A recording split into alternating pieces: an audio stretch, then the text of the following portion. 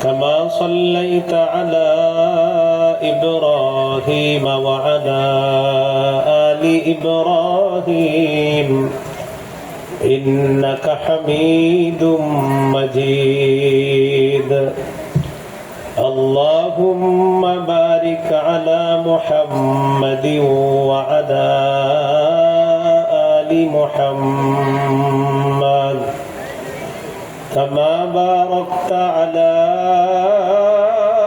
إبراهيم وعلى آل إبراهيم إنك حميد مجيد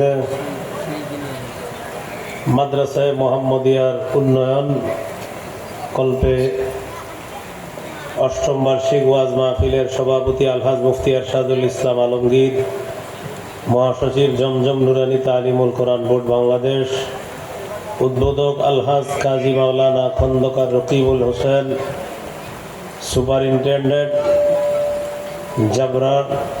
জাবরাজান BS দাখিল মাদ্রাসা, আরও অনেক ওলামায়ে কেরাম, প্রধান মেহমান, বিশেষ অতিথি, বিশেষ মেহমান, আমন্ত্রিত ওলামায়ে কেরাম, প্রধান অতিথি মোহাম্মদ আলী আমজাদ হোসেন, সহ সভাপতি ইসলামী আন্দোলন বাংলাদেশ কালিহাতী উপজেলা,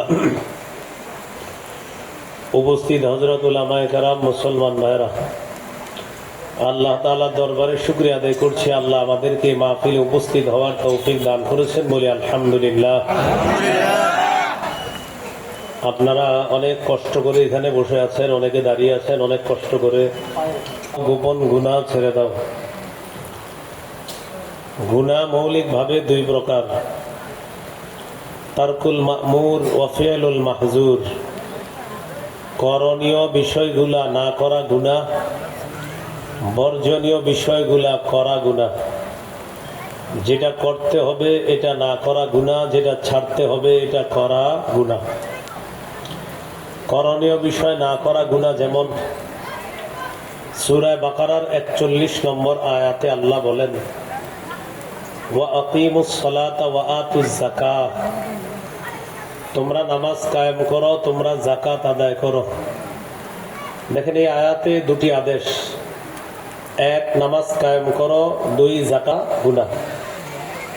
17 পারার 20 নম্বর পৃষ্ঠা সূরা হজের 77 নম্বর আয়াতে আল্লাহ বলেন, ইয়া আইয়ুহাল্লাযীনা আমানু রুকউ ওয়াসজুদু ওয়া'বুদু রাব্বাকুম ওয়াফআলুল খায়র।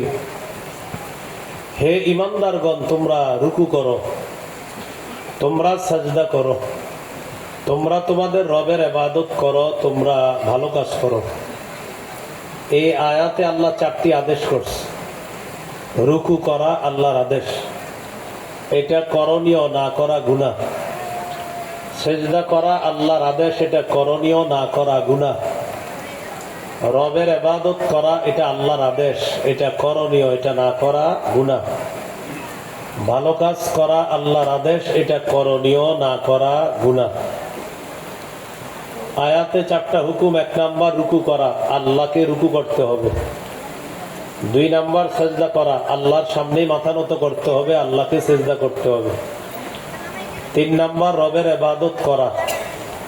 4 নাম্বার ভালো কাজ করা, সবগুলা আল্লাহকে খুশি করার জন্য করা, এগুলা করণীয়। আমাদের সমাজে এমন মানুষ পাবেন যারা এই করণীয় বিষয়গুলা করে না। রুকু আল্লাহকে করবে দৈনিক 5 বার, 5 ওয়াক্ত নামাজে। 5 ওয়াক্ত নামাজ সবাই পড়ছে না, যারা পড়ছে না তারা গুনাহ করতেছে। সূরা মাঈদার 90 নম্বর আয়াত আল্লাহ তাআলা বলেন, ইয়া আইয়ুহাল্লাযীনা আমানু ইন্নামাল খামরু ওয়াল মাইসিরু ওয়াল আনসাব والأزلام رجس من عمل الشيطان فاجتنبوه لعلكم تفلحون। হে ঈমানদার, ইন্নামাল খামরু, নিশ্চয়ই মদ, ওয়াল মাইসিরু, জুয়া, ওয়াল আনসাব,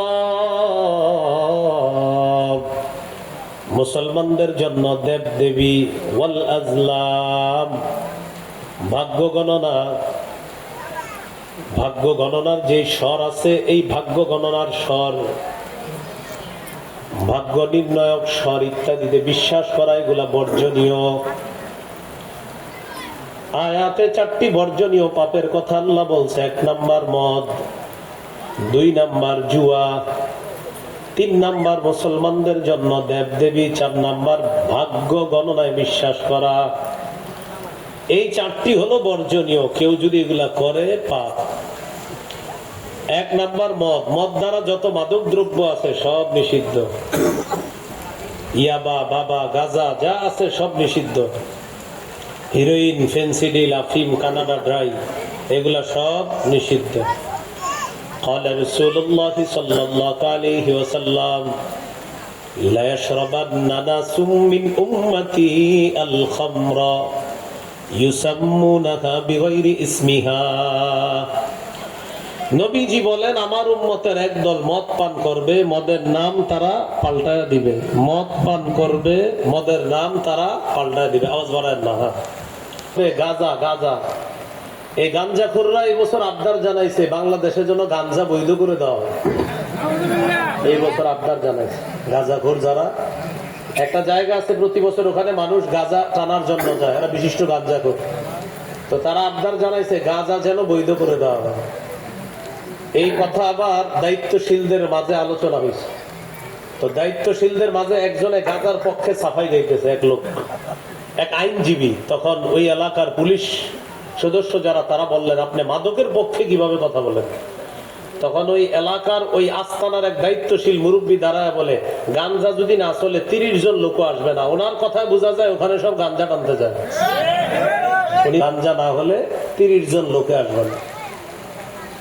নবীজি বলেন, লা ইয়াশরাবান্না নাসুম মিন উম্মতি আল খামরা, আমার উম্মতের একদল মদ পান করবে, মদের নামটা পাল্টায় দিবে। قال رسول الله صلى الله عليه وسلم لا يكونن من أمتي أقوام يستحلون الحر والحرير والخمر والمعازف। নবীজি বলেন, আমার উম্মতের একদল মানুষ এমন হবে যারা জিনাকে হালাল মনে করবে, জিনা, ওয়াল হারির, রেশমের পোশাক হালাল মনে করবে, ওয়াল খামর, মাদক দ্রব্য হালাল মনে করবে, ওয়াল মাআজিফা, ঢোল তবলা গান বাদ্য হালাল মনে করবে। জিনা হালাল মনে করবে, রেশমের কাপড় হালাল মনে করবে, মদ হালাল মনে করবে, গান বাদ্য হালাল মনে করবে। নবী বলেন, আমার উম্মতের এরকমও একদল মানুষ বের হবে। জোরে বলি না আউযুবিল্লাহ।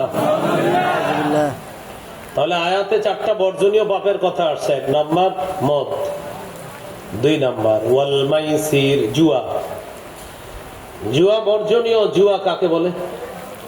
খেলাধুলা চলে রাস্তার মধ্যে, দেখবেন একদল ছেলে খেলা দেখে আর হঠাৎ বলে, এই ওভারে 10 রান হবে, হলে এত, না হলে এত। এটাকে বলে রাস্তাঘাটের চলন্ত জুয়া। আরেকটা আছে মোবাইলে অ্যাপসের মাধ্যমে জুয়া। মোবাইলে জুয়ার অ্যাপস আছে, ওই অ্যাপস দিয়ে জুয়া খেলে। এই অ্যাপসের অ্যাডভারেজ দেয় আবার কারা জানেন? সেলিব্রিটিরা। জুয়া বর্জনীয়। যেই সেলিব্রিটি অ্যাড দেয় সেও বর্জনীয়। সামনে পাইলে জুতার বাড়ি গ্রহণীয়। সেলিব্রিটি জুয়ার অ্যাড দেয় কিভাবে? তাহলে আল্লাহ বললেন, ইন্নামাল খামরু ওয়াল মাইসির, মদ নাপাক, জুয়া নাপাক, ওয়াল আনসাব, মুসলমানের জন্য দেব দেবী এগুলা নাপাক। দেব দেবী মুসলমানের জন্য না, এটা অন্য ধর্মের মানুষের জন্য। অন্য ধর্মের মানুষ দেব দেবীর উপাসনা করে। কোন মুসলমান যদি দেব দেবীর প্রশংসা করে তাহলে ওই মুসলমানের সাথে সাথে ঈমান চলে যাবে। কোন মুসলমান যদি দেব দেবীর উপাসনা করে অথবা তাদের পক্ষে কথা বলে, তার ঈমান চলে যাবে। কোন মুসলমান যদি বলে এই দেবীর কারণে উপকার, এই দেবীর কারণে বছর ফসল ভালো হয়েছে, যদি কোন মুসলমান বলে, তার ঈমান চলে যাবে। মা দুর্গা গজে চড়ে আসায় বছর ফসল ভালো হয়েছে, যদি কোন মুসলমান বলে, তার ঈমান চলে যাবে। আমার পাশে কোন অমুসলিম থাকে, সে যদি খাবার না পায়, তার খাবারের ব্যবস্থা করা আমি মুসলিম প্রতিবেশী হিসাবে আমার দায়িত্ব।